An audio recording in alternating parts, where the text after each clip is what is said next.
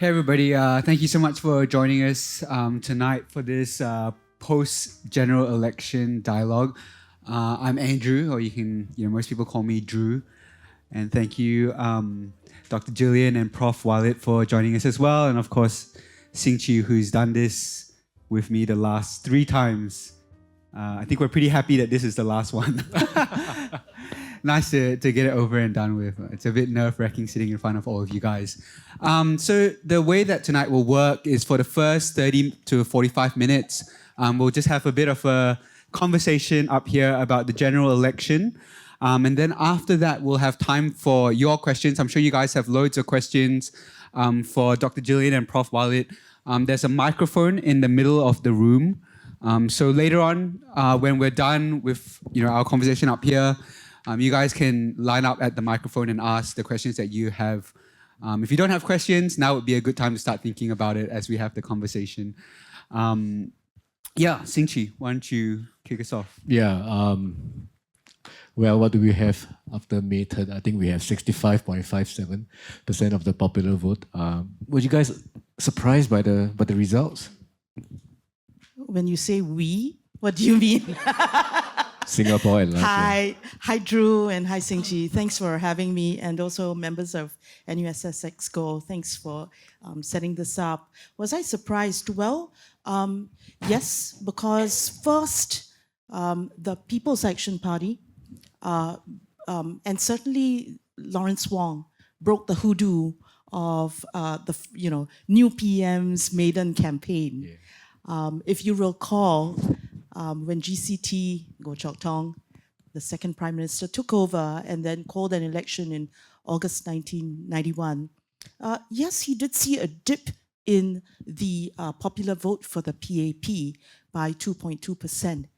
But it was also very scarring for him because he lost 4 seats. At that time, the opposition actually got together and effected the by-election strategy. And so, allowed the PAP to come back on nomination day as government, and then enticed voters to give a second look to opposition. 4 seats dropped. In the first campaign that Lee Hsien Loong, the third Prime Minister, ran in May 2006, the vote drop was about more than 8%. Of course, you could say that was, after the stunning final campaign for GCT in 2001. So I think going into the GE, many of us were expecting that this being Lawrence Wong's maiden campaign, this would be challenging because people need time to warm up to a new premier. The party needs time to warm up to, if the person is not already sec-gen, then a new sec-gen. But this was anticipated. The problem was that in the 2020 election, the PAP scored 61.2, which was already very tight for them. So how much further would it go? And so we find that, the first surprise is that Lawrence Wong did not see his party suffer a dip, but instead it went 4.4, so by 4.4, and it did not concede more seats to the opposition. So I think that's really the first surprise for me. I don't know if it's for anybody else, that he broke the hoodoo of a PM's maiden campaign. Many other points, but I think over to my dear friend Walid. Hello, good evening, everyone. So I agree with Dr. Koh that was a surprise for me, the 4% swing.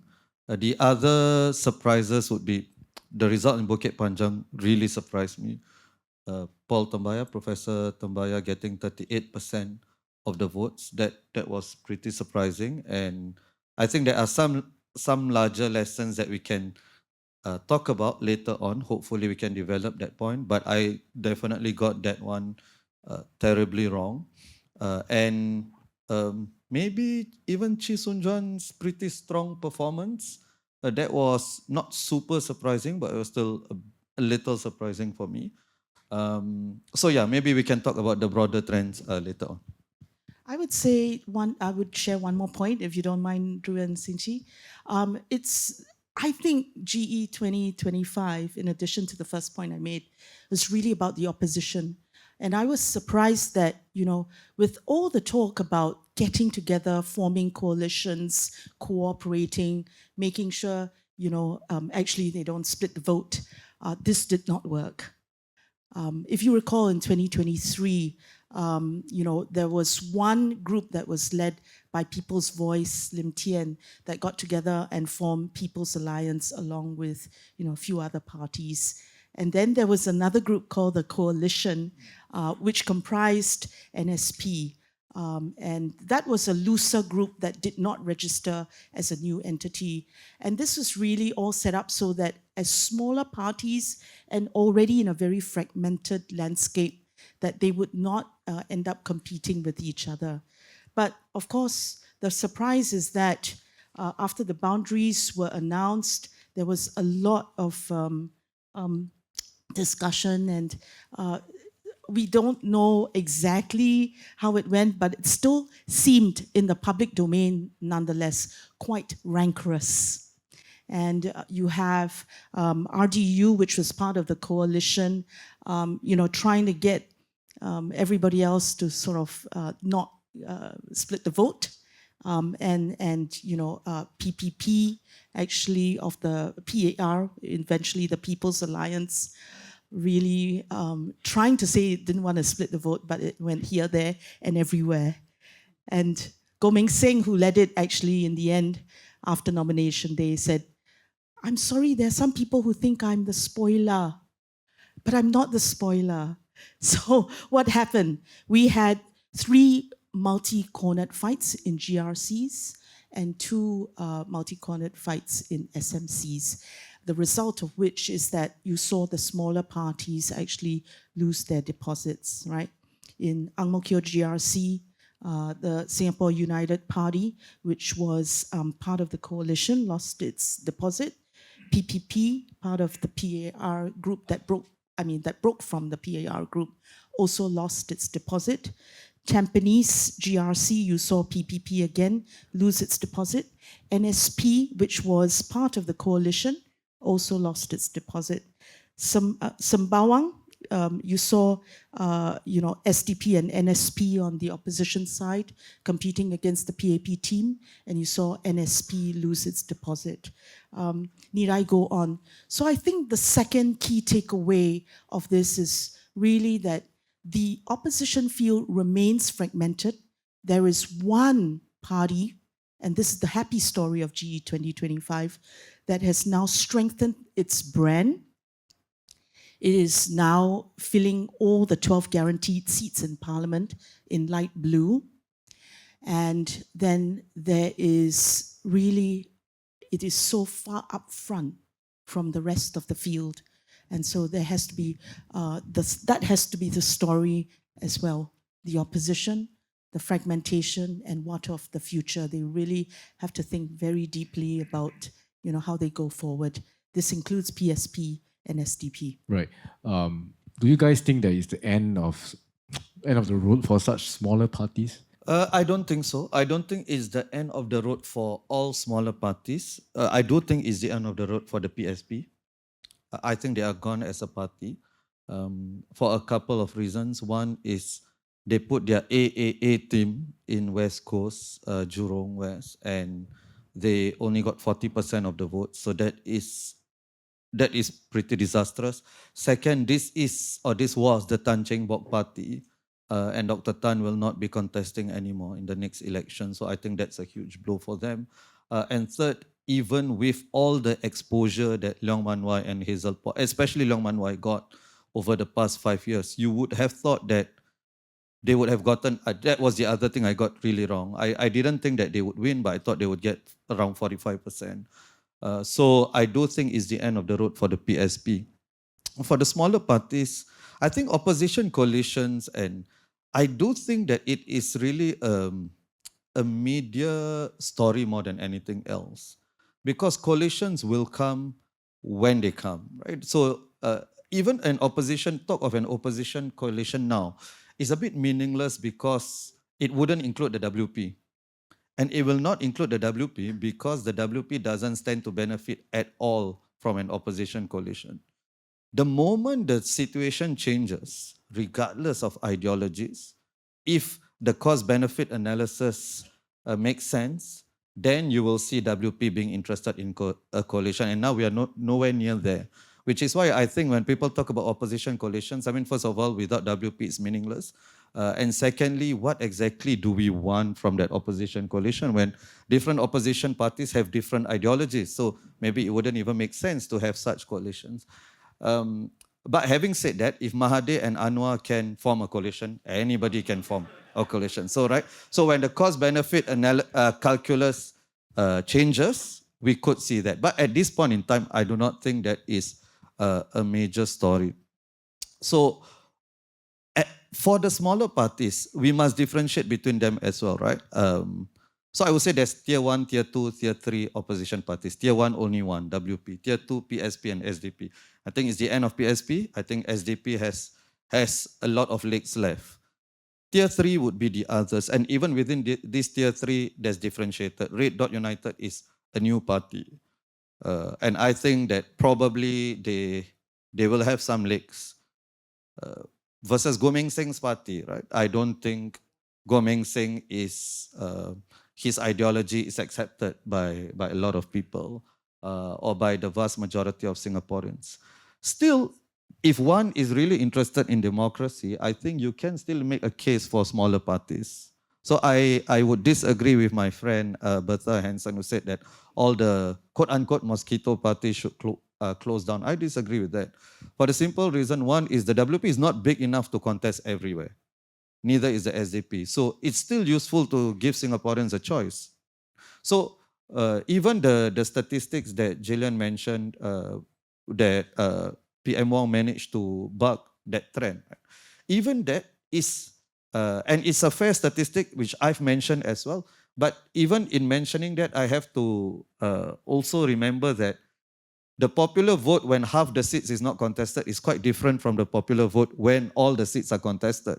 So in many ways, like the mandate that PM Wong got is a real mandate, right? Because almost all the seats were contested, with the exception of Marine Parade Braddell Heights. So if we are interested in democracy, I think smaller parties, there's still space for them. And if I were the opposition, if I were the Workers' Party, I would want the smaller parties to exist also. Because if there is no one contesting in Tanjong Pagar, then Chan Chun Sing would be able to go around, right? So all the ministers, they are at least occupied to some extent, even if there are smaller parties contesting in their wards. So even just tactically, it wouldn't make sense for bigger. And don't forget, the Marine Parade Braddell Heights not being contested also allowed the switches to happen, right, on the PAP side. So I think all in all, I wouldn't say that the smaller parties do not have a role to play. So I'm more sympathetic to them. I think it's important for our political system that we do have that diversity.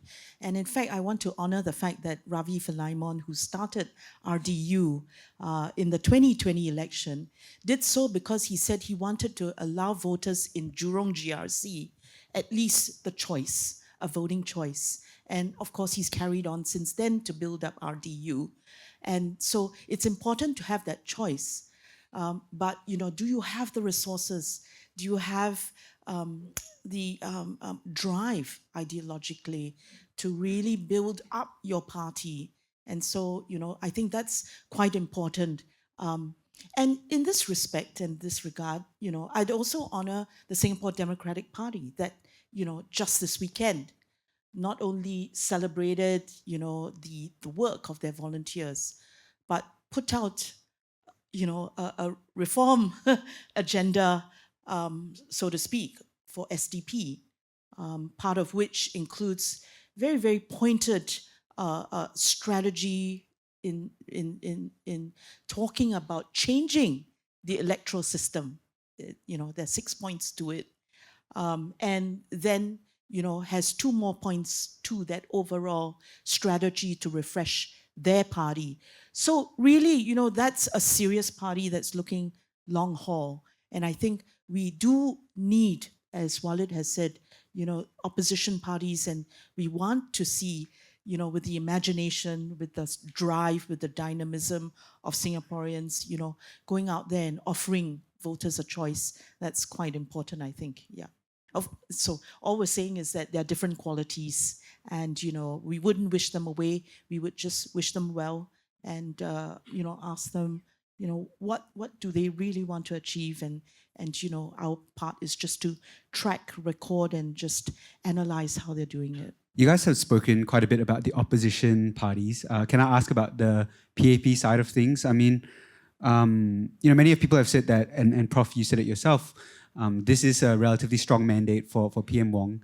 Do you think that it will get easier or harder for him now going forward? You mean the next election? Yeah, elections to come. That's a long way to make any assumptions or guesses about that. But maybe just to analyze the results itself, I think PM Wong really comes out of this looking very, very strong. Looking very, very strong for a few reasons. One is not just PM Wong needed to do three things, I think, or he needed three things to happen to get a mandate, and he got all three. One is he needed the popular vote to be higher than 61.2, which a lot of people were thinking he couldn't have done, and he got it. Second is, the seat share is, the seats 1%, 2% here can change. So it's not as reflective of the support towards PM as the vote share. So that's why I emphasize more on the vote share. So one, that's the vote share that needed to happen. Second, his own vote share in Marsiling UT needed to increase, and he did. And the third is he needed Gan Kim Yong to win in Punggol, and he did.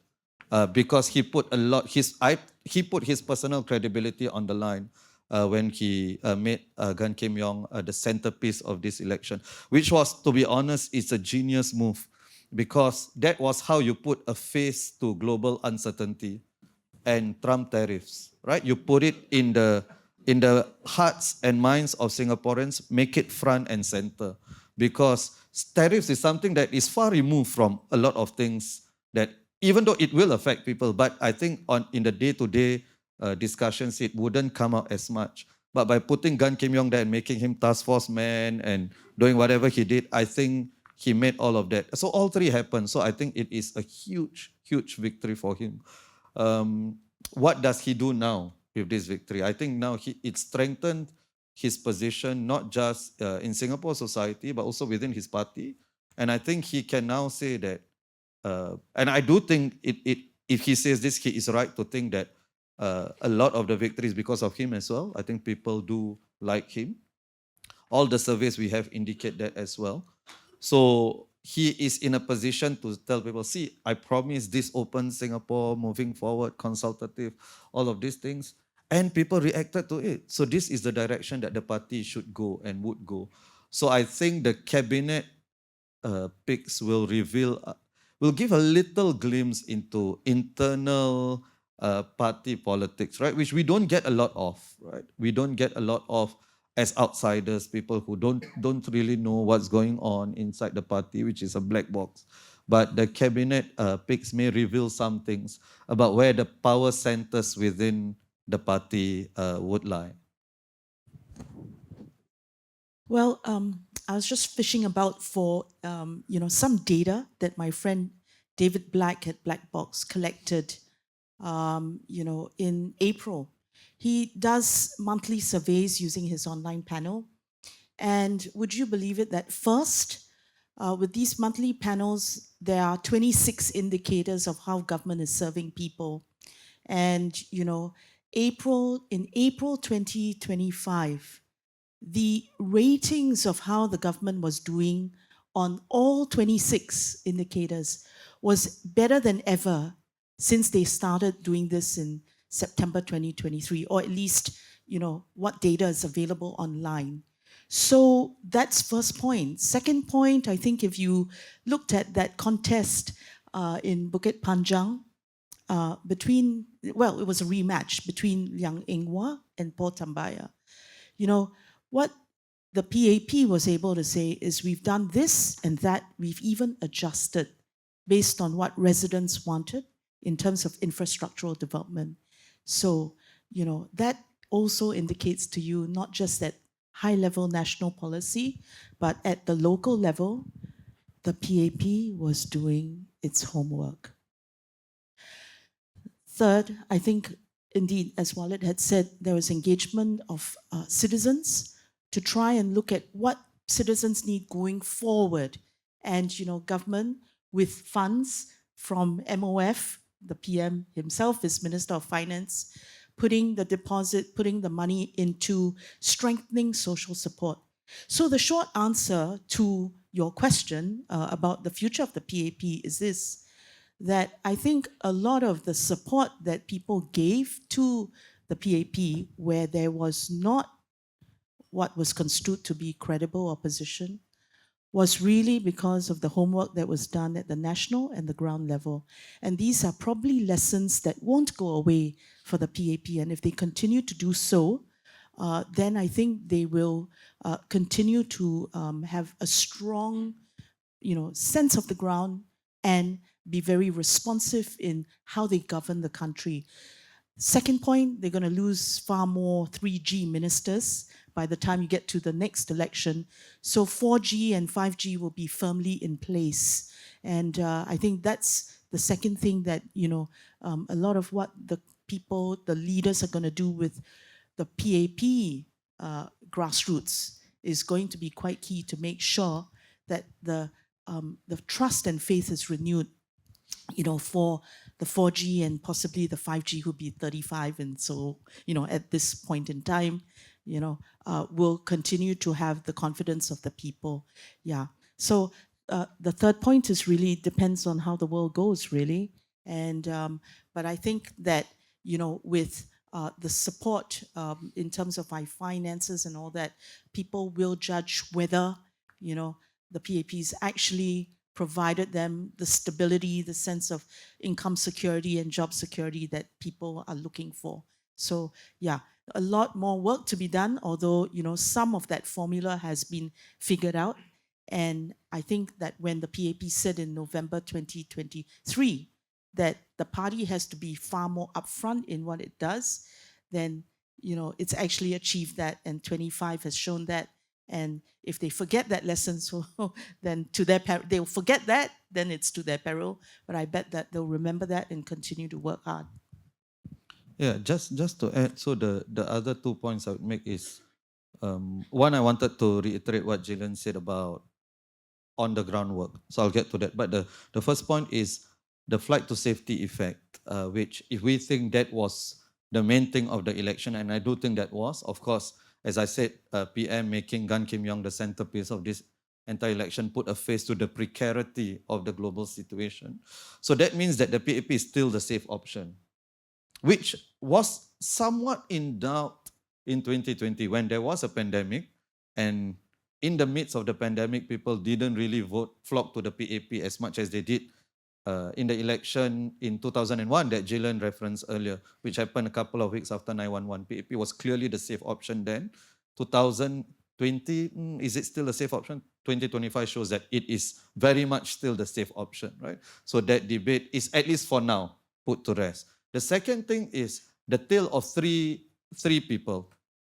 So Paul Tambaya in Bukit Panjang, Bayam King in Tampines, and Sun Xueling in Punggol. And I think it really emphasizes that in this kind of first past the post plus party block vote, the GRC plus the SMC system, where the constituency work is still what a lot of Singaporeans judge our candidates and MPs by. Now, Paul Tambaya, you look at his credentials, he is as good as any cabinet minister, I would say, credentials-wise. And in the past 5 years, he walks the ground in Bukit Panjang 2 to 3 times a month.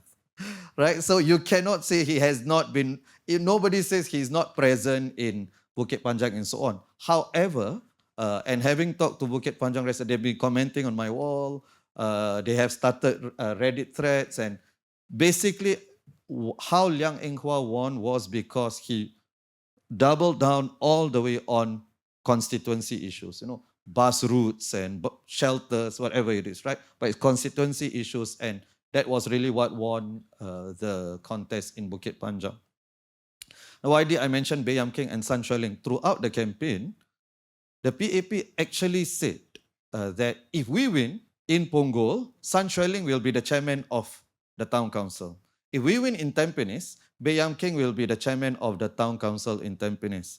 And I don't think it's a coincidence. You know, in this is Singapore, nothing happens by coincidence. And even the night before cooling off day, so just a couple of hours, all Tampines residents got a letter. All, even those not, and it was signed by Baey Yam Keng, even those who are not in Baey Yam Keng's own constituency. The entire GRC, it was only signed by Baey Yam Keng and not the other four. And that was clearly a sign, right? What does this show? And if you talk to Punggol and Tampines residents and you observe online sentiments, you know that Sun Xueling and Baey Yam Keng are the most popular on-the-ground MPs in those constituencies.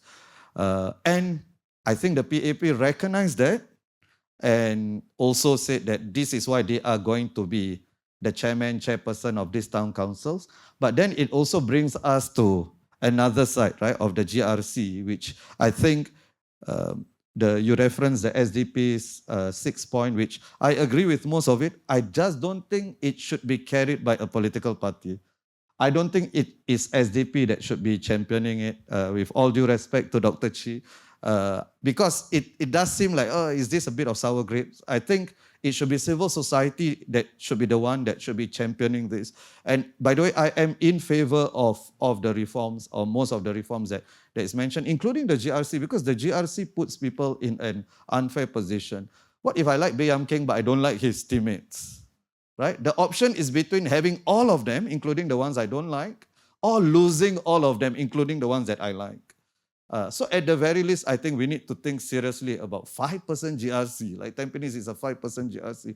And if Baey Yam Keng carried the team, that's Baey Yam Keng plus 4, right? So we need to think about some institutional reforms that would actually democratize the scene more and put voters in less awkward positions. Yeah. But basically the point about on-the-ground MPs, I think the on-the-ground lesson, maybe a lot of people would think that, oh, it's 2025, people care about parliamentary performance more. I think the election showed that no, on-the-ground work still matters a lot. Can I just add to that? Yeah, of course. Go I mean, ahead, the contrast is, the former NCMP, Leong Man Wai, of course, he was contesting in West Coast Jurong West, being asked about his plans on the ground. He said, the main role of the MP is to debate national policies and not be estate managers who are interested only in local issues. And that's really derisive of, our common man's interests. We care about all of the above. We care about how our estates are managed, as well as what is being said at the national platform in Parliament. And that was a great surprise. Of course, the PAP MPs, as Walid has mentioned, would really, say, we've done this on the ground and we've done that on the national platform. Miss Sylvia Lim was rather clever as well when she was asked, when she was walking the ground, I believe in Tampines or Punggol, what plans do you have for a state? She said, when we get there, we are going to speak to residents. When we get voted in, we're going to speak to residents and come up with a plan. Sengkang was brilliant. Sengkang kicked off their campaign aboard 3 different good ideas and programs. And not only that, one of their candidates is the town council manager, right? Mr. Abdul Mahimin. So Mahaimin, yeah. So there's recognition that this is a necessary thing to do, even if it's not sufficient. You must minimally not only be able to manage your town council, but provide the infrastructural development that residents want. And you can't say, I don't care about that. That's very important. And so, of course, the PAP will do well at that. But the WP is showing that it too can do well. And finally, on the flight to safety thing, of course, these conditions held in Tampines and Punggol as much as they did in East Coast, as much as they would in Aljunied, Hougang and Sengkang. But it didn't mean that the voters there only singularly thought of voting for the PAP, right? So there is some level of that flight to safety, but it is itself not a factor. Ultimately, I think if you look at the different ways in which the votes came through, you will see that the PAP scored more than 80% of the vote in 3 constituencies where the opposition were really very small and young parties. And, that pulled up the vote share. Really, at the end of the day, I think another factor is really the quality of the opposition, because people are looking for a credible opposition that can provide that check and balance against the very dominant PAP. And if that's the case, then they know they want very strong, credible opposition voices who can do a very difficult task of holding the PAP to account for what it does. Yeah, thank you for that, for both of your analysis of that. Can we do a bit of a report card on how the parties perform during GE? I know you guys like to mark papers. Can we do a bit of a very grading? Systematic. Yeah. Okay, because I thought that was what we were doing already. Okay, so let's go with PAP. What grade would you give the PAP? You have to give an A+, right? I don't think you can, for the reasons that we've mentioned already. Dr. Gillian, do you agree? A+. He's a very generous professor, very That's why he's got his job. And I'm not a professor, so I don't know. I don't mark papers. I would say, B+. B? Oh, B+? that What would it take to get an A? Wow. They don't just give out A pluses at IPS willy-nilly. Lawrence only need to get 80%. No, it's a very large party. It had to field 97, in the end, 92 candidates. And when I watched them on the balcony, not the wedding balcony, the nomination day balcony, and listened to the candidates, their 1 minute of fame, 3 minutes of fame or whatever, I was surprised that there were new candidates who were thanking everybody for their trust and support over the years. Yeah. Reading off a script, maybe. So I think the communications must be delivered centrally, and there's a template, and some adjust it and some just read it. So that is very important, because people who are less generous think that the PAP candidates are cookie-cutter type candidates. And you reinforce that idea. So can their personalities please be allowed to emerge? And one very good example is really David Ho at the Fullerton rally speech for the PAP, when he really talked about how, he started life thinking he will succeed if he can just be a chicken rice seller. And as he went on in life, he was exposed to other professions and experiences. And he was trying to describe this journey of a young person, that a young person's aspirations very much shaped by the exposure and the experience that they have. And, that's what he's committed to helping with. And that's like, wow, okay, ding, interesting. This one has a personality. So I think central command and control very, very tight. So B. Right. So B for that reason, as a party, as a movement. I would say as a party, probably A+. So if you were to ask me in individual candidates, I think the new candidates were not strong, right? So in terms of, for precisely the reasons Gillian mentioned, and it could be that their personalities are not allowed to come out. It could be that some of them really have no personalities. It could be. We don't know. It hasn't been tested. But I saw quite a few blunders by some of these candidates. For instance, one was Chee Soon-juan's opponent, right? When she said, sure, Chee Soon-juan has passion, but can he build a playground? Like, do you build a playground? Like, what is the skill set that you brought to the table? That so I saw some of this range. Then the other one I saw, I think Eliza, the new candidate, and she was asked on the podcast, how did you get into it? Oh, I didn't get into this, One thing led to another, and then like one thing led to another. Then on nomination day, you wore white.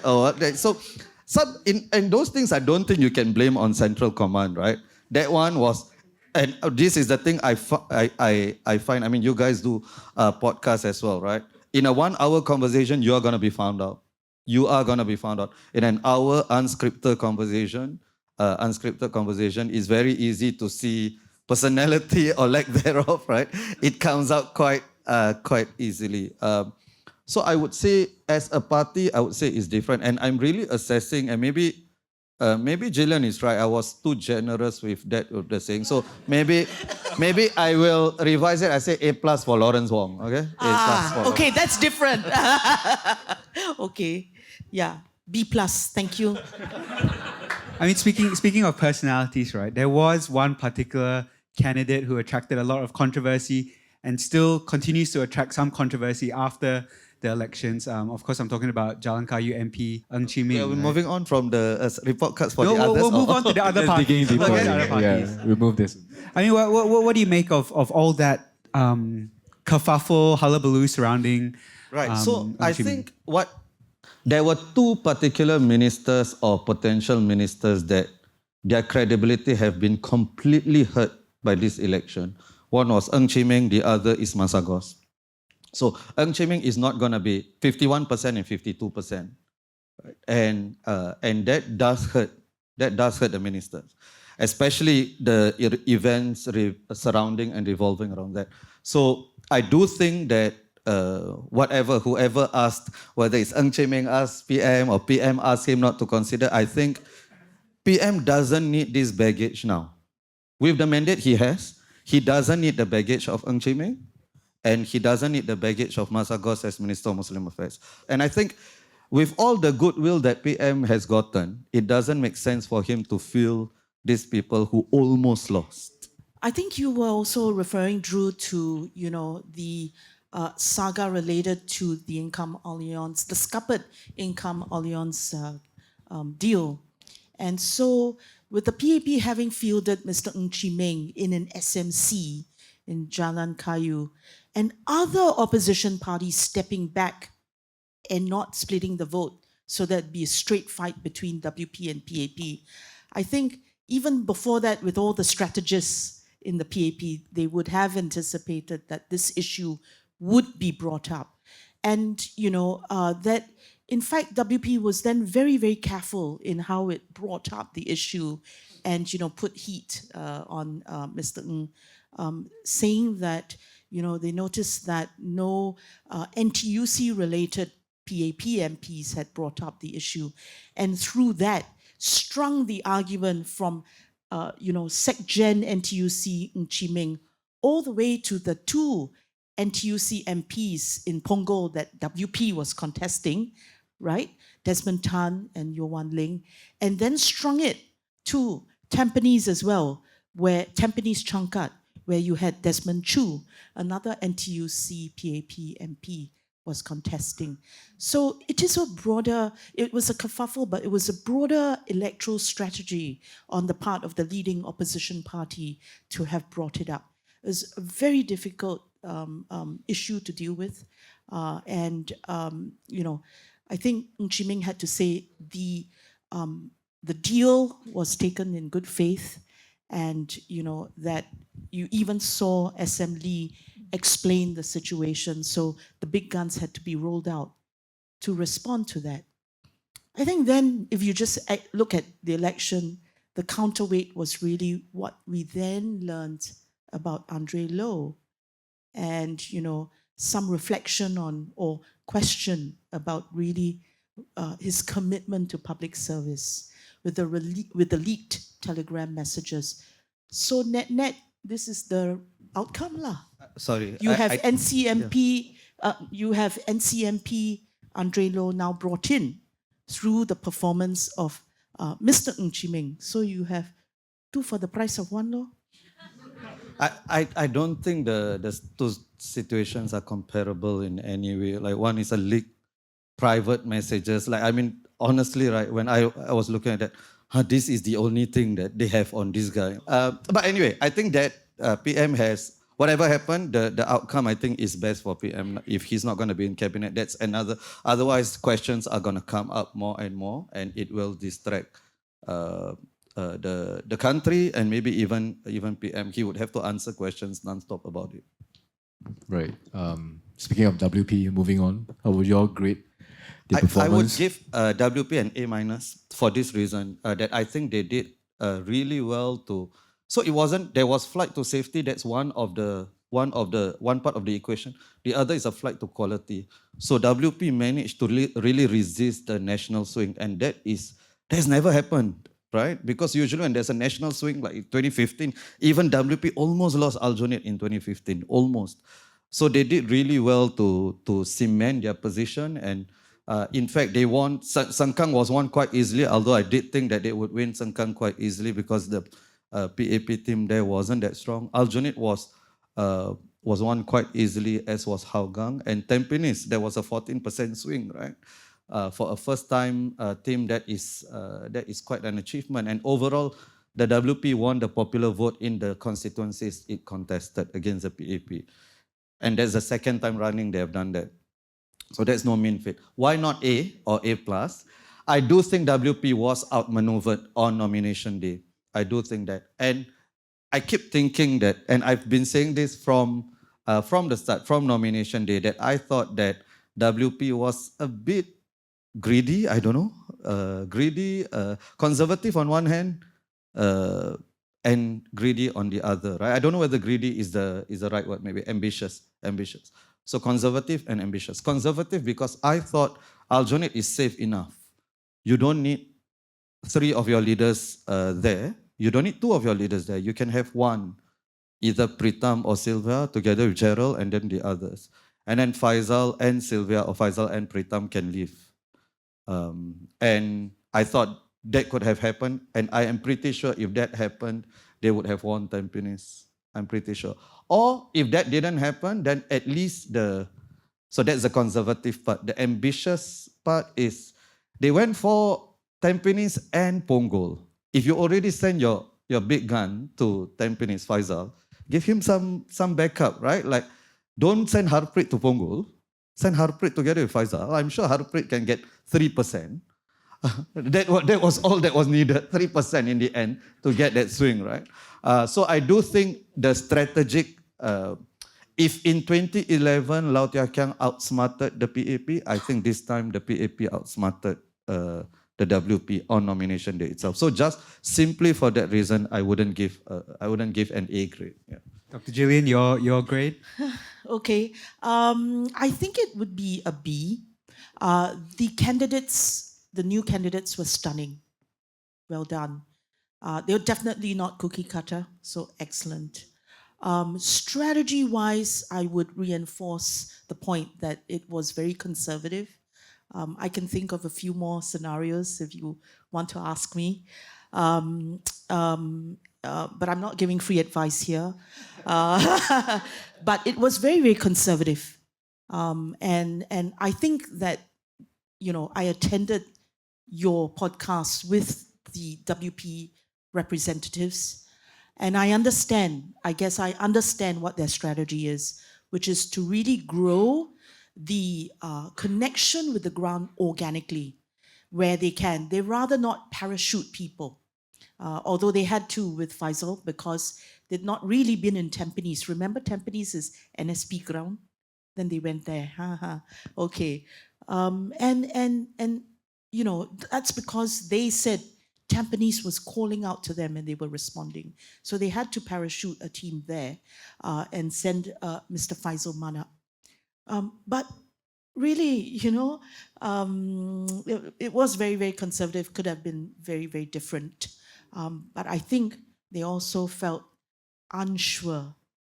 It may be a reflection that they were, in addition to organic growth, so that they can have very deep roots when they finally make it in their perception, they were also unsure about their continued hold in Aljunied.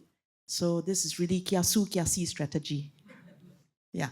B, but remember my standard's very high, so he's the one giving out A's. My norm is B, so yeah, I think it did well. Really, it did quite well. You mentioned about some new candidates that you were quite impressed with WP side. I think Dr. Cole mentioned that. Who impressed you the most, and why is it Harpreet?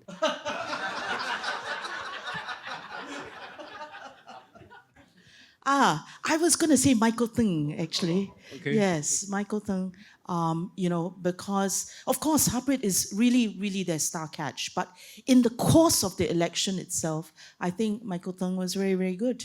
Surprised, very mature, had interesting things to say. And of course, we all watched the TV roundtable, and I think he hit the right notes, along the way. And most important for me, is the final thing that he says, choose us in order to achieve greater balance in our political system. And I think that's the winning line of WP. Yeah, I think people, you can talk about the minutiae of policy. You can also cite some key points which are really the pain points like, the GST rise, turbocharging inflation.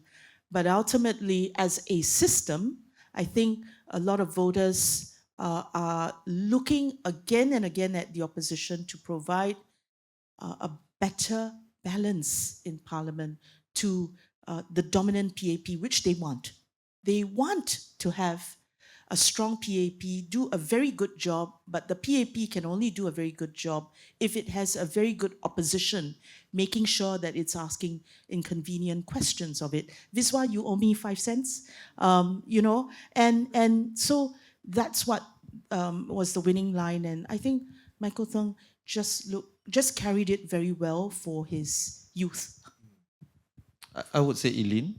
I was more impressed with Eileen, though Michael was could very understand my impressive Mandarin. as well. Michael was very impressive as well. I do think that Eileen was the right choice for the NCMP, although Michael would have been a good choice as well. I do think that the Tampines team was a strong team. It's just that it's new. So, and really I think Faisal Manap carried the team, which is also, if they, like Eileen, is an NCMP because of Faisal Manap, which also goes back to my point about the GRC, right? But looking ahead, I think with the two NCMP choices, they are really thinking long term. It would have made sense for Faisal to be accept the NCMP, and I don't think that was ever on the table anyway, because they have traditionally used their NCMPs, the WP, very well. So a lot of their NCMPs do go on to become full-time MPs, right, or fully elected MPs. Sylvia Lim is the best example of it. But you have Gerald Giam, you have Leon Pereira, you have Dennis as well. Very few actually do not become full elected MPs later on. So Eileen was pretty impressive. But Dr. Ong as well, he had a charm about him, I thought, from the Tampines team. He had a very authentic vibe about him. But really goes back to the earlier point that Gillian made, that when you look at the WP candidates, you feel like they are human, right? They are authentic, right? And you don't get that sense from the PAP new candidate, like they are so scared to make mistakes, and their speeches are all very, very even and when they do try to be different, I mean, I think it's filled spectacularly. The Hey Bestie speech. If you don't know what I'm talking about, then you are a very fortunate person. You don't have to sit through that speech. But yeah, so I do hope that they do show more personality, just like how the WP candidates do. Yeah, I wanted to come back to you a bit, because earlier you talked about cooperation between the opposition parties and how it's not in the interest of the WP to enter into coalitions or any of these things. And I think if it wasn't obvious before GE 2025, super obvious that WP really not that interested in working with the other parties. I mean, they entered into a four-cornered fight, the Marine Parade, Braddell Heights walkover as well. They could have, some people have said they could have told other parties we're not going to contest there. Yeah, I think that's also part of the reason why I give it a B, because it's part of the opposition field, right? And so what happened in Marine Parade, Braddell Heights, and they know that voters are sore with them for not contesting or not being kind enough to have said something to the other opposition parties so that at least, Marine Parade Bridal Heights voters would have had a choice. I mean, that's back to that idea, choice is important, and people will still honor the small parties for having provided that choice. And in this case, WP knows that there are some voters who are quite sore that, it was left uncontested. I think it was too tempting because in the end, after the boundaries had been redrawn, you had a new GRC with no incumbent anchor minister. So there you have it. PAP also hampered or done in a little bit by boundary changes. And it was much too tempting, and it was clever that WP sent its star catch to Punggol. Made it a very hot contest. A contest of ideas, a contest of convictions, a contest of candidates, a contest of issues, and right down to how is North Shore being managed, and the anchor minister for the PAP having to acknowledge the problems, committing to fixing them, and trying to really make sure that the ground is secure for the PAP. So, WP did give them a good fight. Yeah, so definitely I think that there was a disservice done to democracy by Marine Parade not being contested, Marine Parade Bridal Heights. So I do think that WP should have contested, but there are a few things to consider as well. First of all, the boundary changes is what caused most of it. Marine Parade Bridal Heights is the most weirdly shaped GRC in our history. You'll just, even Marine Parade Bridal Heights, like even the name itself, right, is a bit funny. But secondly, if I were WP, I wouldn't tell Goh Meng Seng as well that I wasn't going to. Why should I? I'm under no obligation. Pritam is under no obligation to tell his strategies to NSP or PPP. And we already saw that the moment they get a whiff of any decision that they are going to make, that the PAP is going to make all these moves, right? So I wouldn't hold it against them for not telling Goh Meng Seng, like. And in the end, I think the results in Tampines also show, right? If you got 0.28 or 0.48, right? As in, there is no obligation on Pritam's end to tell them. Yeah. But he could have made it stronger. Let's all contest. Whatever would be his last minute decision, not to give the impression that, he could have also sort of somehow been very generous and said, let us all contest whatever field you're interested in. Let's just do it. There's nothing stopping the other parties he also from doing said that. He was asked at the press conference. So, the thing is, the PPP is also not big enough to contest everywhere. So yeah. So that's why. Then and also on one hand, I do feel a little bit sore as well about Marine Parades not being contested. On the other, if you have 20 candidates, you have 20 candidates, right? You cannot suddenly on nomination day come up with 5 more candidates or whatever it is. And also, we already talked about the flight to quality, and WP's distillation process is also quite strong as well, right? So you also wouldn't want them to just put any random 5 people. But also, I think that the PAP Marine Parade team is really strong. It's really strong that if I were Pritam, I said this to Prof Hussein on one of my episodes. I said, if I were Pritam, I wouldn't go to Marine Parade. They had Tan Siling, Prof Faisal, Tin Pei-Ling, like people who are vote pullers. I didn't think Marine Parade was in play at all. Yeah. But on the flip side, of course, the opposition party stood back to allow a straight fight in Jalan Kayu, which is an SMC. So, I think the other opposition parties be pretty sore as well. They didn't step back out of generosity. They stepped back because if they contested against WP, they wouldn't get back their deposits, right? But it didn't stop them in Tampines. No, exactly. It didn't stop them in very many exactly. GRCs. So SDP and PSP would know better. right? So whenever there's opposition coordination, it is not out of goodwill or generosity, right? Bank account. It is out of pure rational cause, and we shouldn't expect that from any politician. We shouldn't expect politicians to behave in irrational ways. Interestingly enough, I think the RDU candidate who was supposed to contest Jalan Kayu, yes, she went on to contest against Xie Yao Chen, right? And Jurong Central. lost by quite a large margin as well. So who knows what it would have been like in Jalan Kayu for her. Okay, shall we move on to the next party? I can't wait to hear the results for PSP. Okay, PSP report card. I think we know where Prof Walid is going with this one. I think it is a D at least, at best. At best, it's a D. At best, it's a D.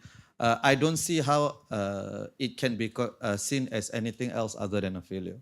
And it could be that it's not their fault also, because they were also done by the redrawing of the boundaries, the 41,000. So some things are out of their control, but some things were well within their control, like what Leong Man Wai said about groundwork. That is almost disqualifying, to be honest, as a candidate. Almost disqualifying. Not because it's morally wrong. I think you can make an argument that the primary job of a member of parliament, it says so in the name, is to speak in parliament, right? But that is how the political landscape is. People do value groundwork a lot. So not recognizing that, I think that itself should be something. But then 40% for their A team, I don't know how else you can say. What other grade you could give other than below 50%? Okay, a D from Prof Walid. Dr. Gillian, I'm fearing the grade that you are going to give the PSB. Smelling a Oh dear. I would, grade them similarly. But that was the surprise, that they didn't do better. Having said that, if you look further back into the past 5 years of the PSP, what you will notice is that along the way, they lost very many young people in the PSP. So that is already some indication of the culture within the party, I believe.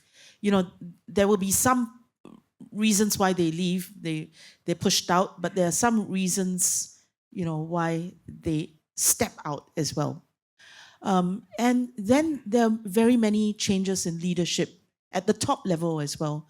So it sort of says something about the party and whether it's really got its act together.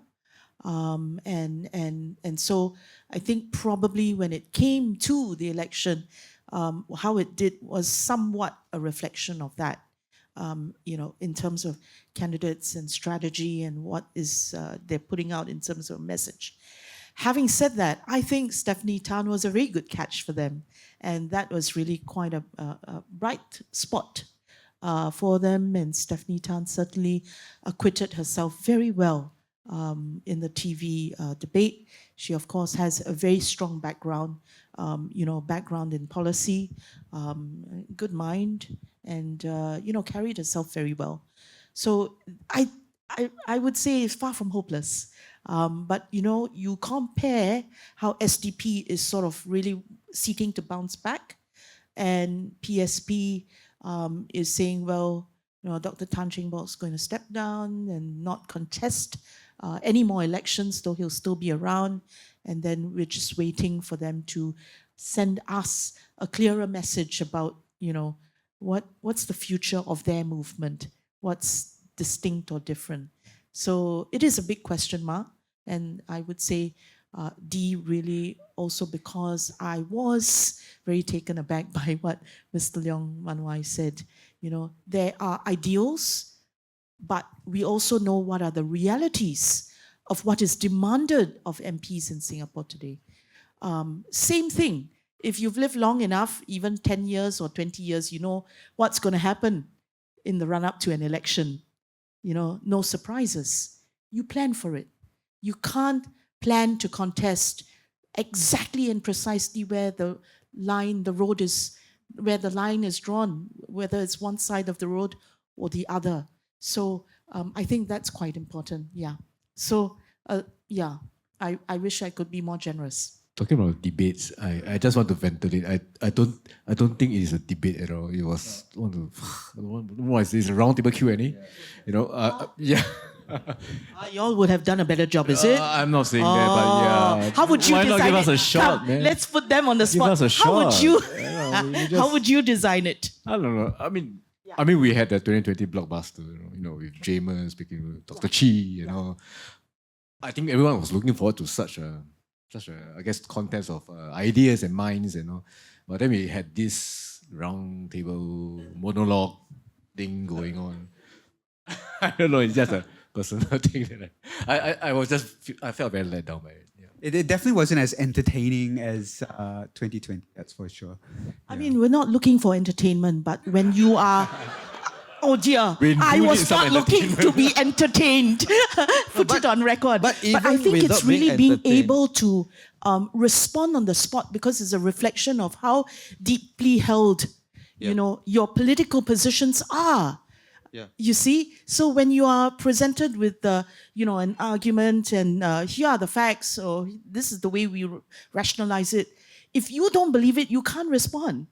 Sorry, You can't. I don't understand. Sorry, you are saying so the round So- table format is good. No. Oh, yeah. No, no, Because no. it's all prepared. Yeah. Correct. Yeah. So the interaction is Yeah, yeah. very, very 100%. important. And, you know, of course, why would CNA subject us to this fighting fish, Siamese fish in separate tanks? You look at each other, then you spread your fins, and then you gnash your teeth, and then that's it. You can't talk to each other. I think that's what we expect. And, you know, maybe with it being such a different social media landscape now, you could put up something the next time the election comes around, and you could do that. Because even Daily Catch-Up has PAP only, then WP guys, stars only, and they are still in separate tanks, no, Walid? Yeah, so I completely agree. I think that that format was a bust. Precisely for anybody can read off. In fact, I don't even know why they needed the academic there, who's my boss, Prof Joseph Lau, because he's reading out he doesn't get to ask follow-up questions also. Might as well say the questions are prepared by Professor Liao and you get the journalist to ask, right? So the whole format was a snooze fest, and you get 4 minutes for the PAP, 1 minute. Already just and in that format also he said that we want fairness or something. So it didn't make sense, the entire fairness, the format. But you're right, we don't have to wait for mainstream media, right? Although Mothership is now mainstream Actually, media we don't as well, even have right? to wait. So Actually, we don't even have to wait for the next GE. yeah, you're Come right. on, let's do it. We can you know? do it, right? We can do Yeah. it and Debates. get the opposition candidates on together with the With PAP. the PAP, yeah. Okay, if you guys come on and do it with us, I think we might be able to... You're very competent. Don't worry.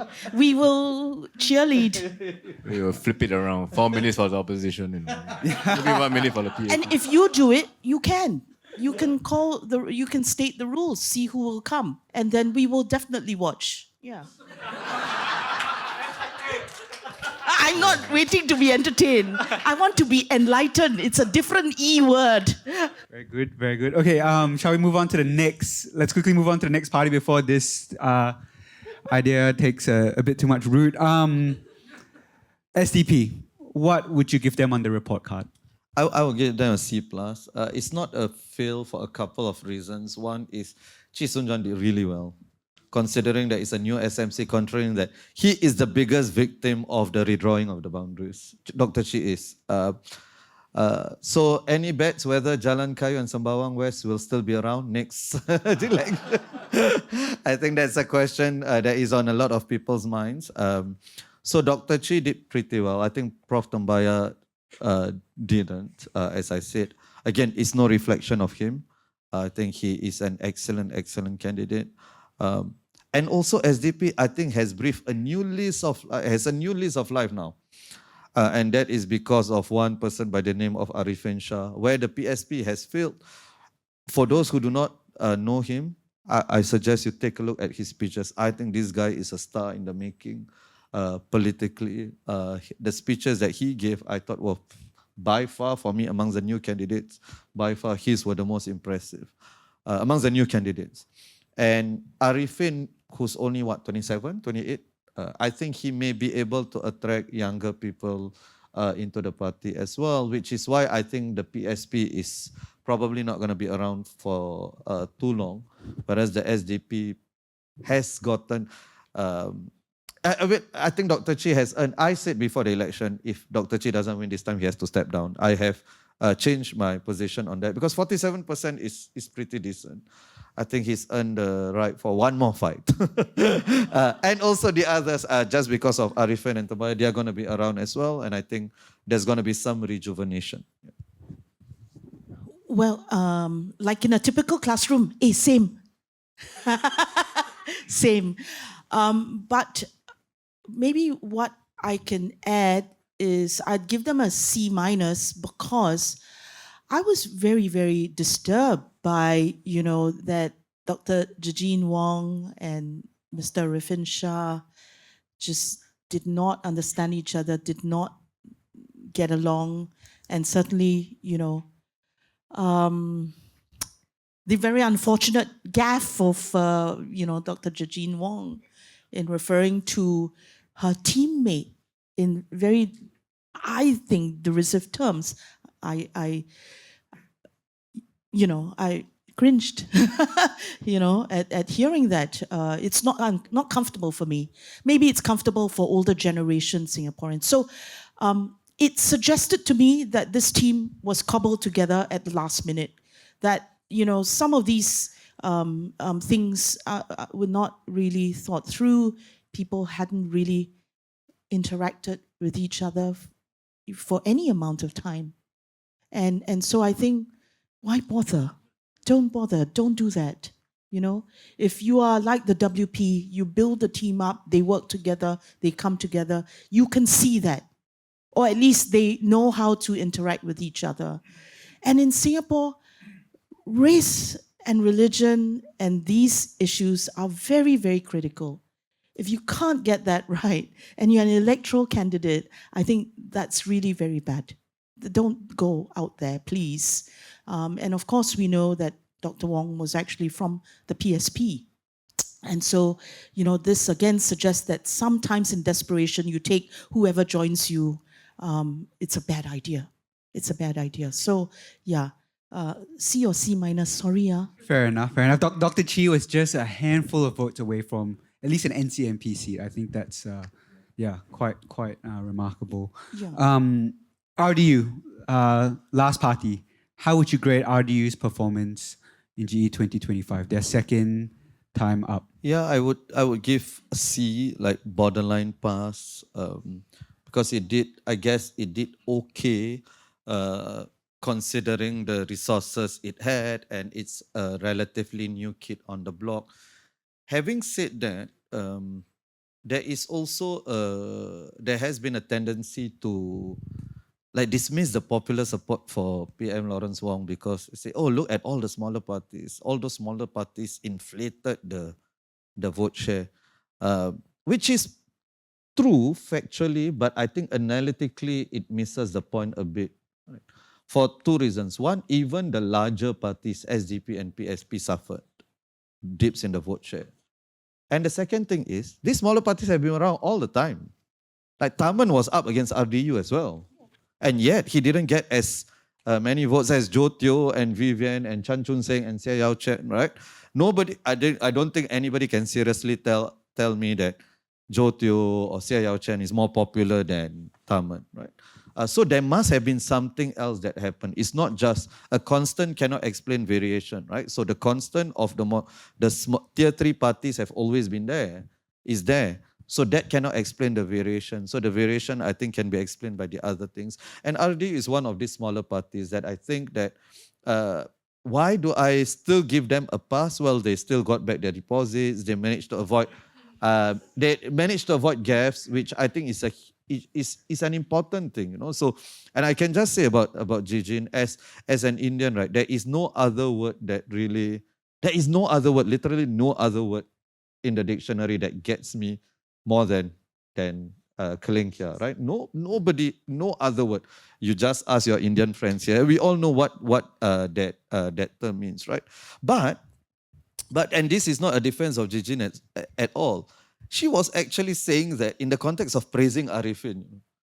She wasn't trying to be derogatory, right? She was, but she wasn't trying to be. She was saying, oh, this guy is the next Pritam Singh, you know, like this charismatic. Then she used that term. And if you are going to put yourself up for public office, right? I think that's a deal breaker, like immediately. So I think that did hurt the SDP as well. Although I think Arifin's response to it was as brilliant a response as it could have been, but the damage has been done. The damage has been done. So I think the fact that Ardu managed to avoid all these gaffes and Ravi Philemon did, I think, put himself out there, carried himself pretty well. They also had Liana Damira, who is a success story in her own right, from being homeless to being a candidate. So I think a C borderline pass would be okay for them. Okay. By the way, I forgot to add that SDP's manifesto is good. Yeah, that's why, you know, they are still, you know, serious. They're a serious party.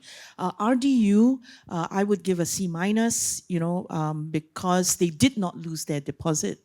That's quite important. And, you know, they were earnest, but they like diversity, much like the PSP. They like diversity. And so, you know, it makes voters on the ground find it a bit difficult to kind of, you're new, you haven't spoken to us, you know, and you just like that diversity. I actually live in a place where they contested. They didn't have any posters up, nothing, zero.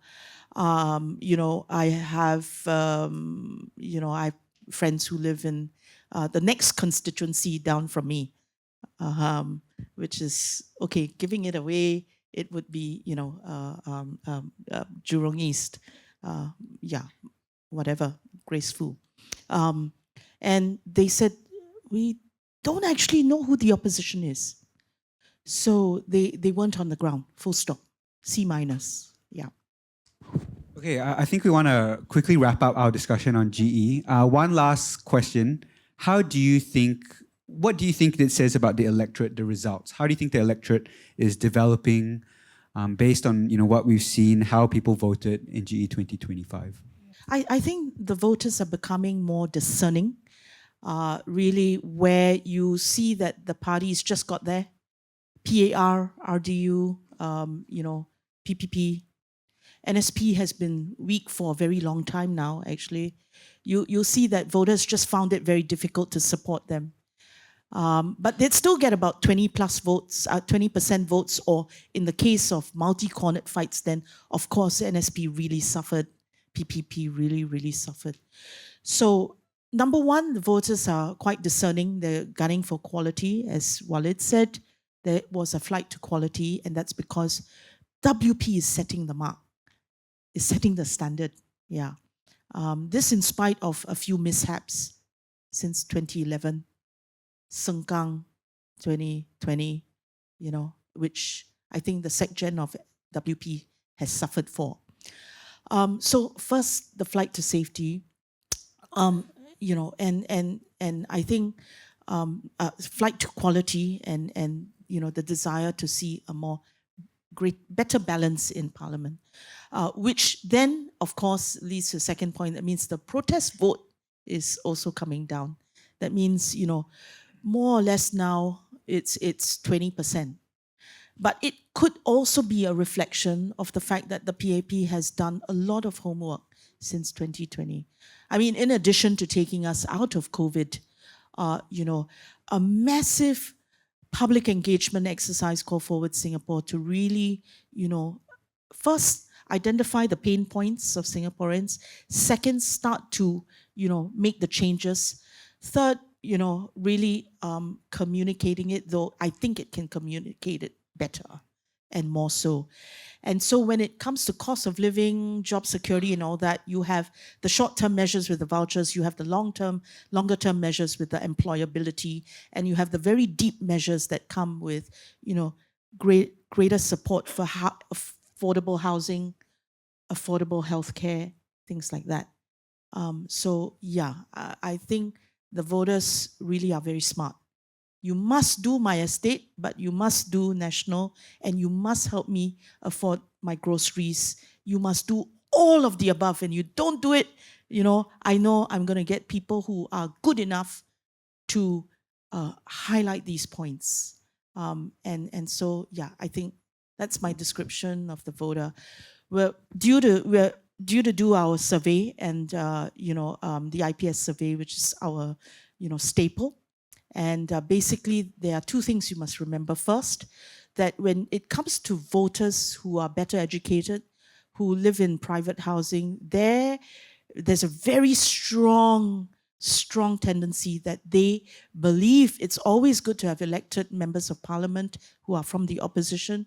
They believe that there should be checks and balances upon a dominant PAP. They feel that it's always good to have diversity in parliament. So if you can provide a quality opposition, they will take a second look. The second one is, I think, more a life cycle one. The younger voters will always tend to give, the idea of political pluralism a shot.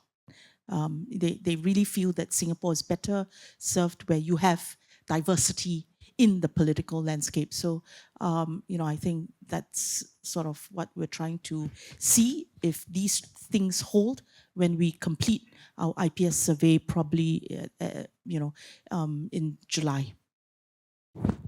Yeah, so similar, although I would say I don't know whether it tells me much about how voters have changed.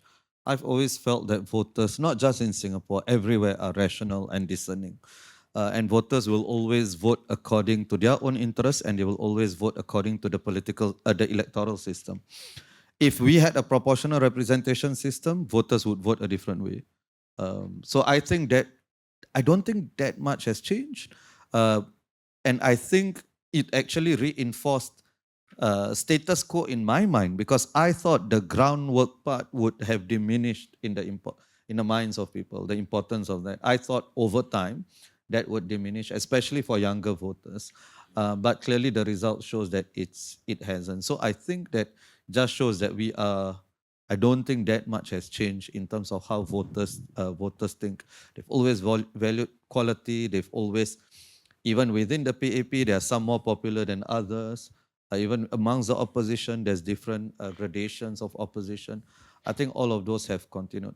I do think what has changed substantively, I actually think Parliament is worse off with just Workers' Party and PAP without a third voice. Yeah, I do think it's worse off. For whatever of Leong Man Wai's and the PSP's flaws, I do think they added something, a different dynamic to Parliament, that if Chee Soon Juan was the NCMP, we would have seen a different dynamic, or just a different party.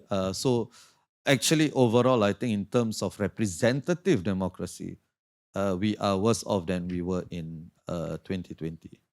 I would say that democracy also happens in between elections. And so it can happen all the time, and not just within Parliament. I think we have not enough imagination to to conceive of platforms, panels, whatever, to have democratic debates, deliberation in between elections. So we're counting on you guys to kind of plug this gap, okay?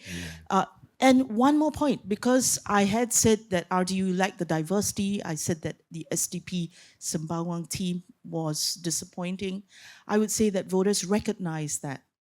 And that's what we learned, that you can't get away contesting in Singapore, certainly in a GRC, if you don't have a sense of how Singaporean voters do care about those issues of diversity, of harmony, of fair representation of the different races, of certain issues to do with, humanitarian crises that affect various groups, or pointedly certain groups. I think, younger voters and mature voters care about these things. So I want to be consistent in, grading RDU the way I did or SDP the way I did. So I think that was an indication to me of that point, you know, and then, yeah, I think we need to see that as well. I don't know, Walid, if Tampines showed you any of that. I think Tampines showed that when we think about GRCs, it's not just heavyweight ministers carrying other people. It could be the more popular MPs carrying the heavyweight ministers as well. So who does the carrying matter as well? I think that's one. The other thing is the Tampines results. So the thing that really did it for Mas Agos, I think, was the Kelvin Cheng incident. And I think Mas Agos never recovered from that. I don't think he has recovered from that.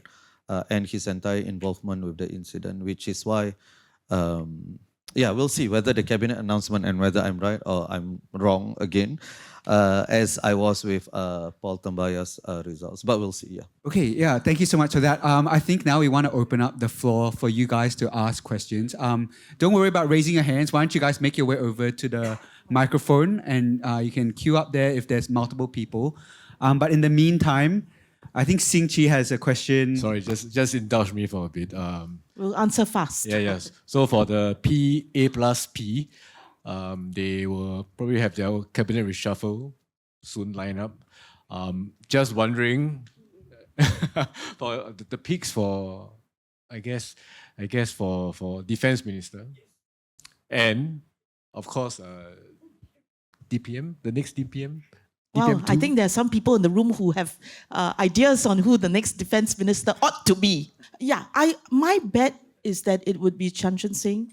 Really, because first off, where traditionally you don't actually want you don't want a doctor to run Ministry of Health. You know why?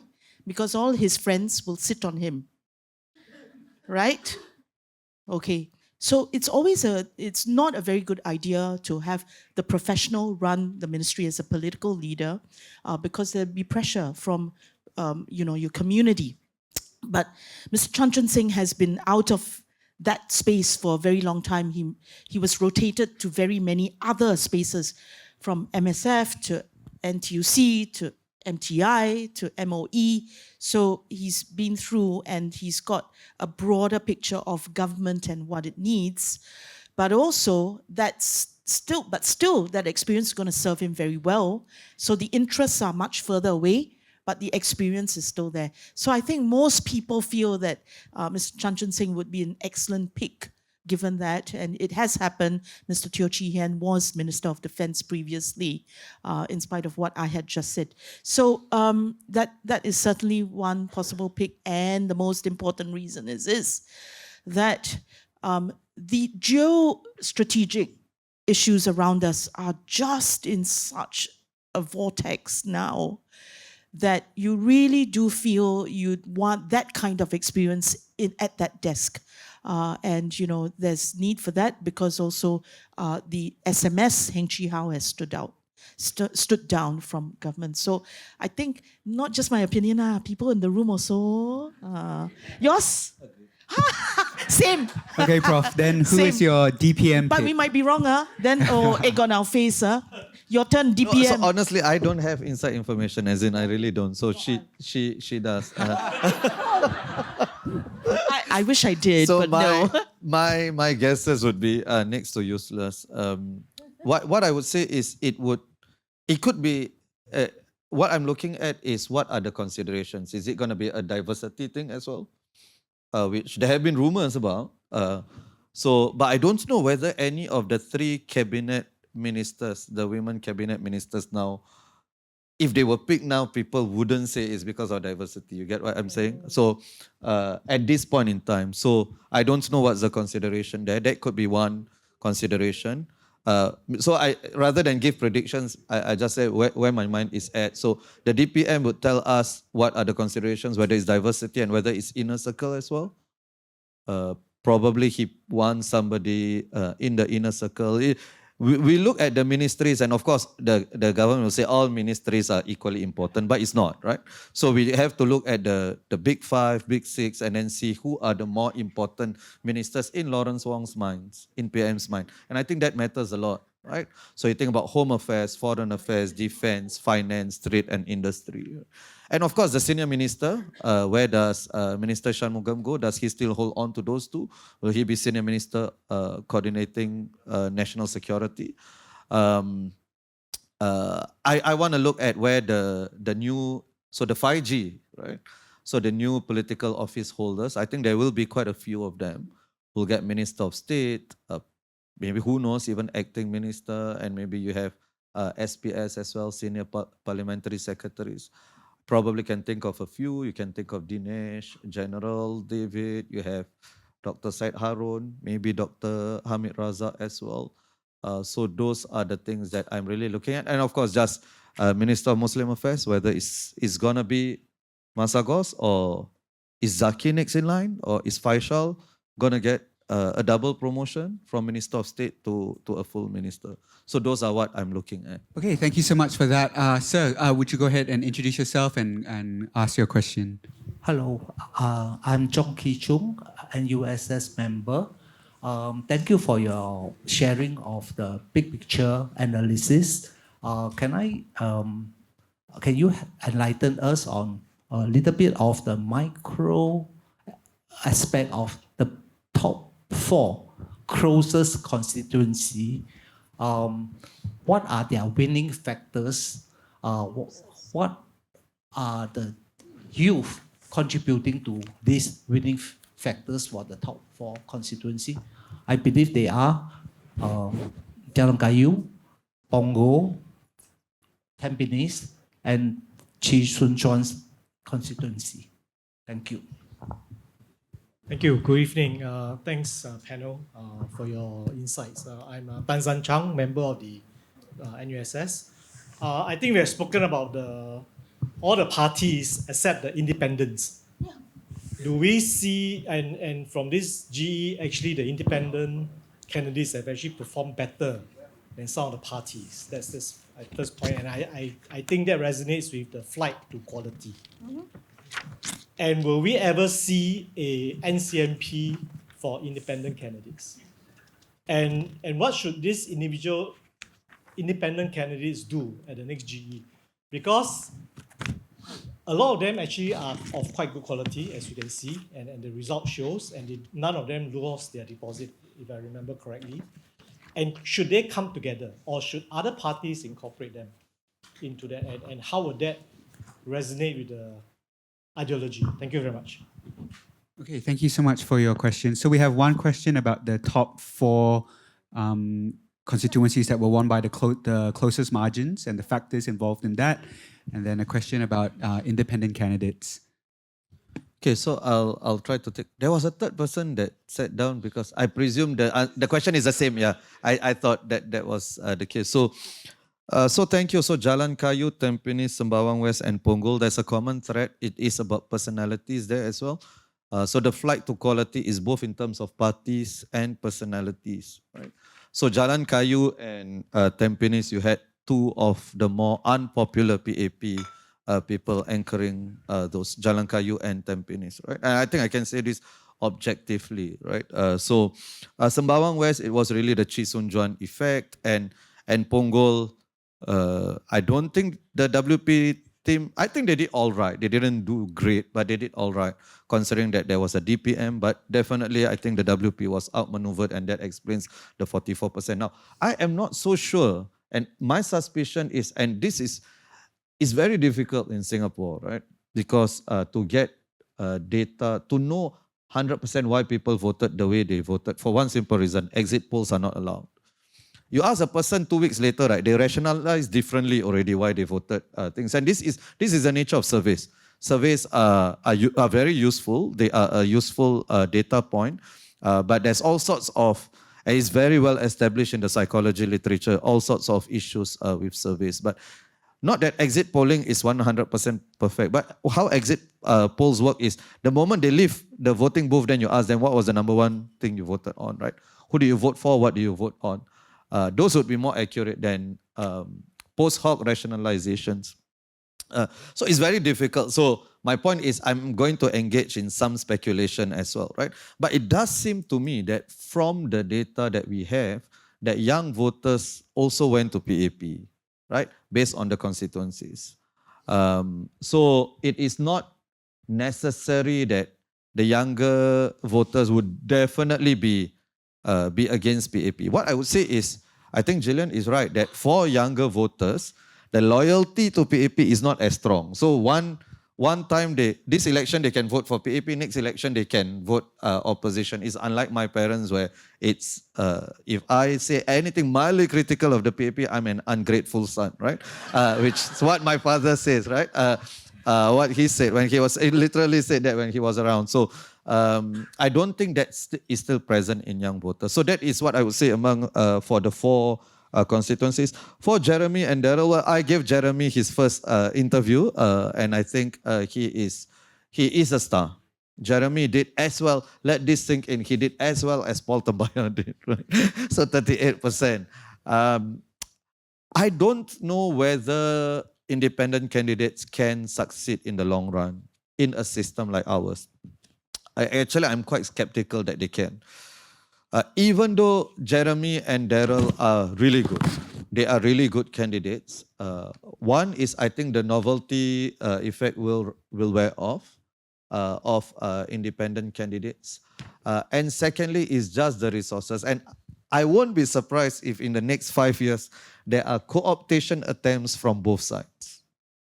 No, I won't be surprised. I would be shocked if there are no co-optation attempts from both sides. The PAP trying to get these two on board. Because these two, I mean, if you are an independent, you're an independent, right? You are not inherently anti-PAP, right? So you are gettable. So I think PAP will do that. I think the opposition will try to do that as well. Now, if they band together, then they are no longer independent candidates, right?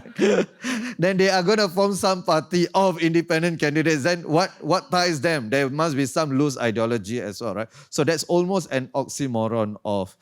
some people have said, and some people have discussed this, oh, should you feel a GRC team of 5 independent candidates then?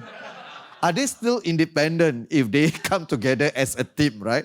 What binds them together? So I think they are great. I hope they continue to serve in different roles in the political scene. Jeremy's ideas, if you haven't, you are not. I think he's a wild card. You know, he's a bit out there, a bit crazy. You know, but in a good way. But his ideas, I think we have to take them really seriously. I think that that person has a lot of good ideas. And I think the government will probably try to engage him, as the opposition would as well. Okay, thank you for that question, Mr. Chong. In Punggol, as you know, there are very many new estates. So there are very many new younger people with new households. And so they're younger voters. Very micro detail would be some of them took 6 to 7 years to get their new homes. Yeah, that was really testing their patience, right? And then, as I said, there's a particular spot, it was mentioned, not sure, it's in the papers today as well. It's been, yeah, so that is a very challenging spot, which, the anchor member of the PAP team, really did his homework, caught up, and he knew exactly what it was, and then he responded to it. I think that helped the PAP hold that ground or win that ground, so to speak. So yeah, that's why the ground game is very, very important, and the PAP has rediscovered that it's very important, and they've sorted that out. Tampines, he already explained exactly what was the issue. So, I don't need to go through that again. It's a very key point, and affected, I think, quite a lot. Jalan Kayu, we already discussed it. It's exactly and precisely what we mentioned. Who this person is, what people hold against him, so to speak. And there is sort of a bit of an SES, class dimension to Jalan Kayu as well, and I already explained that. Sembawang West, it is really, Shi Sun Juan and, who he represents.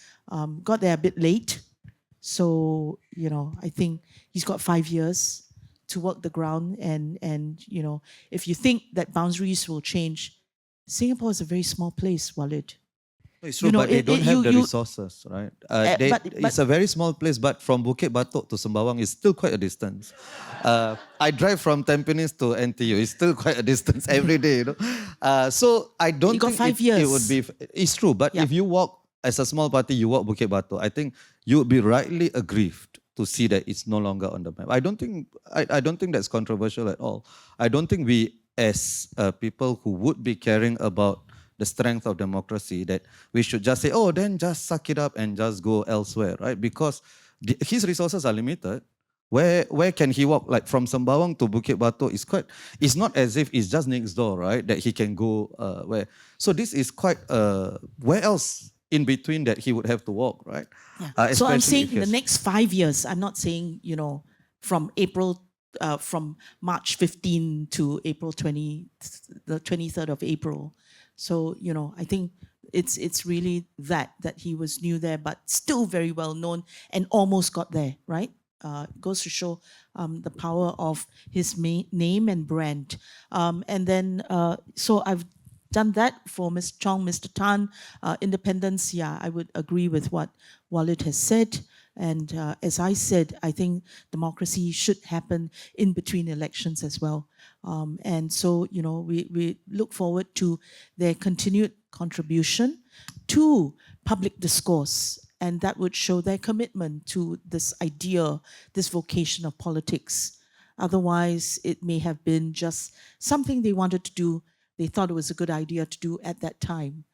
And if they find many other outlets to share their points of view, then there might no longer be a need to contest as an independent. If they don't want to, we know that there was one chap who was like, I'm standing here, I'm interested, can somebody take me? And SDA did, right? Yeah, in Pasir Ris, Changi. So, that's another thing. It is difficult to just stand on your own and to carry on like that. But sometimes there are also people who think, I have this point of view, I'm not sure, I just want to put it forward. So this is what he did.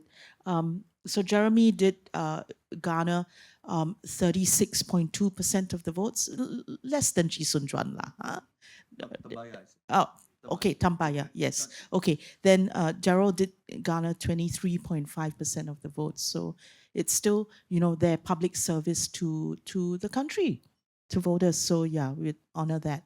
Hi panel, thank you for your time. I'm Tim from NUSS. I'd like to seek panel's consult on the effect of new citizens on the election, because the premise that they were presented the certificate of citizenship by the PAP member, hence the census is that they are more inclined to vote for the PAP and entrench the PAP's vote share. So perhaps I'd like to humbly seek panel's opinion on what do you think of the effect of new citizens on forthcoming elections, and whether was it a contributing factor to the PAP's improved performance. Thank you. Hi, my name is Edgar. I assume I'm from NUSS still, I think. Yet, so it's really a privilege and pleasure to hear both of Prof Koh and Prof Walid in person. It's very enjoyable. I would like to kind of disagree conceptually with something that Prof Walid said, which is to describe it as a status quo, kind of a status quo result at election. But I think that conceptually, the idea of a status quo result doesn't take into account that historically, the PAP is a party that excels or was rather successful in change management. So the idea of a status quo doesn't take into account that the PAP themselves changes and they try to change in response to what they think is the aspirations and the anxieties of new generations of Singaporeans. And this is manifested in leadership renewal, right? This is an election, the party has filled 32, 31 new candidates in preparation, not just for this election, but future elections. So PAP members are filled not to win one election, but future elections. Your favorite person in Tampines, Bayam Keng, for instance, was filled in 2006 at the age of 36. And this is not new, right? Tim Pei Ling, when she was filled, was 28. So the PAP actually excels in trying to renew itself as early as the 1980s and even as early as the 1960s. Yeah, so I think the idea of status quo may not always be the best idea to capture all these dynamics of change within the PAP itself. So I want to invite your views on that. So to Tim's question, a real quick one, we let us go back because we need to figure out how many new voters there were between 2020 and 2025. Then we know the numbers. Then we take away the people who became 21 years old. Then we know what's the new citizen, what's the proportion of new citizens. And then you have to match that against a 4.4% swing. Do you think there's been an increase of 4 point? I don't know. But I think I want to say that I'm not sure, because the last time I did that analysis for 2011, the effect was bigger than I mean, it was swing down or whatever. Yeah, 2015 or whatever. The effect was much larger than the increase in new citizens. I think it's 2015, yeah, when it went up. And I want to say this, like, new citizens might be grateful for coming here, but they also have a certain political background from where they came from. So it's not a foregone conclusion that they come here and then they're like so grateful, so they vote for the incumbent. They also have their own concepts of democracy. And I know this from certain focus groups that I've run, albeit very many years ago. And, an example of people who come from very lively democracy. What kind of democracy is this? So don't assume. I would say, I know people are saying, oh, new citizens, this is a political Ponzi scheme and all that is really a bit nasty. But we'll do the math and then we'll somehow, try and send it to Mothership.sg. Over to you. Yeah, so 100% agreed on the new citizens. And again, the simple statistical concept, a constant cannot explain variation, right? And there have been 100,000+ new citizens over the past 5 years. So about 4% if it's of the electorate, but not all of them are voters. So these are new citizens. Now, it's true that it's not just in Singapore, but throughout the world that new citizens tend to lean towards the government that gives them citizenship. But again, it's not a guarantee. Today, I spoke to somebody, a new citizen, first-time voter who voted opposition. So even let's say you say maybe 80% of the voters, new citizens, chose PAP, it still doesn't account for the shift. Again, the constant, that number, 3 to 4% of the electorate or whatever it is constant from 2011 to 2015, 2015 to 2020, 2020 to 2025. But there's still variation in the PAP vote share.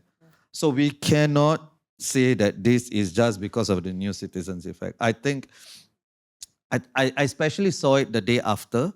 I think that was a bit of, the first stage of grief. Some people were saying, or the people who were saying it and saying, oh, this new citizen, I don't think it's that. No, the question, status quo, I don't think you're responding to me. It feels like you're responding to Chiran George, who said status quo, because I didn't mention this. I mentioned the status quo in reference to the voters just now, in terms of the voters' mindset, right? So you are responding to status quo and PAP as I think it's not my response you're seeking, but I'll still indulge, and I would say that these dynamics of change, I think it's played up too much sometimes. It's played up too much of PAP's change from within, especially people who are closer to the establishment, people within the establishment, they like to say, PAP is rejuvenating from within, right? If you have just a younger version of yourself, that's not rejuvenation, right? That's not change. It could be rejuvenation, but that's not change.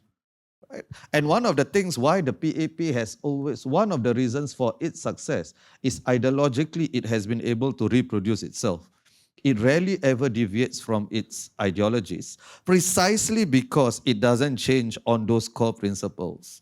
And why is that? And it's an institutional thing, because the PAP is a cadre party. You don't choose the PAP, PAP chooses you. right? There's no leadership contest for the prime. This is not Malaysia or mass parties like UK, right? Where there's leadership contest, then you see people with different ideologies and so on, right? So the differences between people, I'm not saying that there are no personality differences. Of course there are, right? Of course there are. But the differences are really so marginal in terms of ideologically between the candidates. So I do think the idea of change from within and PAP is very dynamic in terms of change and so on. It's overplayed. Not that the PAP doesn't change. The PAP does change, but it's not due to internal impetus. It's external impetus, right? One of the changes that I think Gillian mentioned early on in this conversation is the leftwards shift economically, right? You can see that's the social safety nets, so those sorts of things, especially since 2011, you see a shift. But politically, I don't think there has been significant shifts in terms of how the PAP views political openness and so on. So I do think that even when we talk about the status quo versus change, I do think that is something we need to bear in mind, the institutional structure of the PAP. Now, is it a status quo election or not? Well, in one way it is, right? Just objectively in terms of the seats, you have to say that it's status quo, right?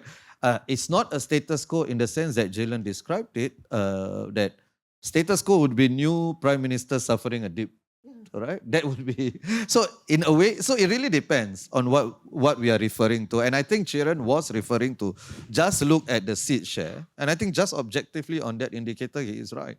But I do think that the popular vote is a good indicator of people's reception towards the party in 2025 and towards the Prime Minister in 2025. I think the fight was this. The headline of ST was landslide. Yes.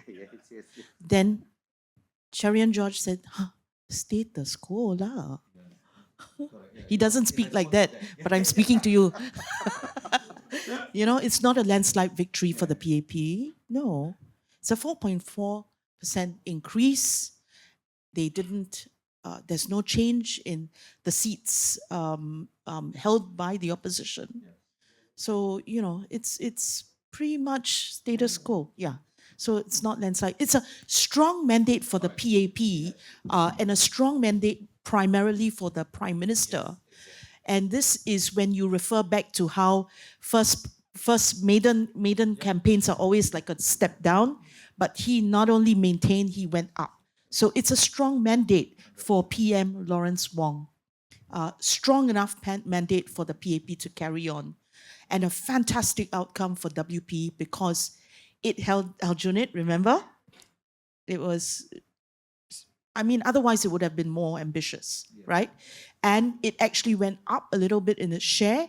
And 2 NC MPs, he doesn't like the lack of diversity. I say it now has a unified position. It can push forward.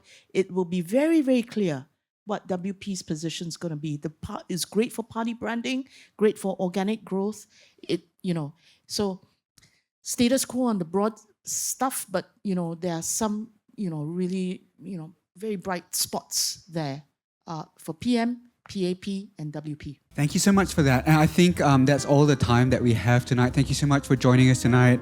Would you give Dr. Gillian and Prof Walid a round of applause for their insightful comments?